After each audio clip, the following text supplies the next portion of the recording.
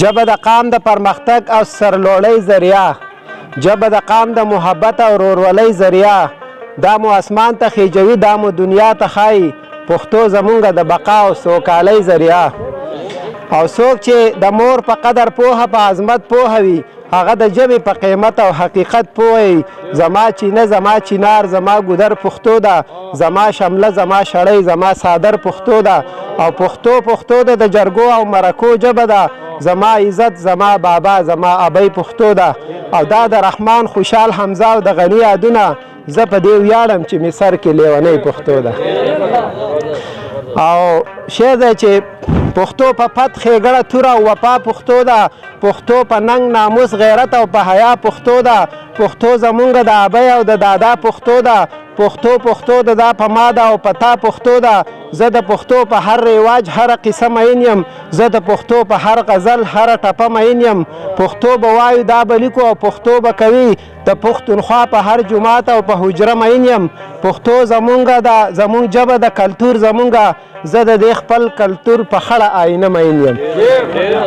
او بیا شعرونه دي چې خمودې وشوې چې سوځېږو د پښتو د لاسه. وکیل صاحب خمودې وشوې چې سوځېږو د پښتو د لاسه، ټول پښتانه په اور سوځېږو د پښتو د لاسه. نه مو د خپلو ترس راغی نه پردو پرېښودو، د هر چا سترګو کې غړېږو د پښتو د لاسه.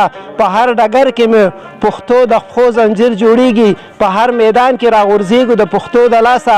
په دې کافر یو ګناهګار یو چې پښتو وایو، بس په دې یو ټکي پدار یو چې پښتو وایو. مونږ چې دنیا ته پکې وران کاږه واږه ښکارېږو، مونږ ورته حال د دغه ماتو آینو وایو.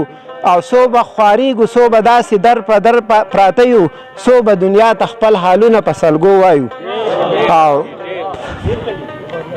چا د انصاف چا د پښتو او چا د دین په نامه، چا د اختیار د سوکالۍ او د آئین په نامه. مونږ اویا کاله په یو موږي تندق خوړلی، مونږ مدام زهر خوړلی د ګبین په نامه. په نوم د امن مو په غوښو کاروبار شوی دی، هر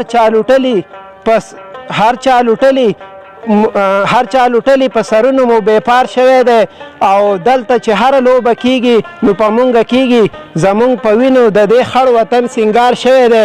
او راځئ چې یو شو یو اواز شو د پښتو دپاره، راځئ چې یو شو یو اواز شو د پښتو دپاره، چې یو بسره رڼا پرېږدو د بچو دپاره.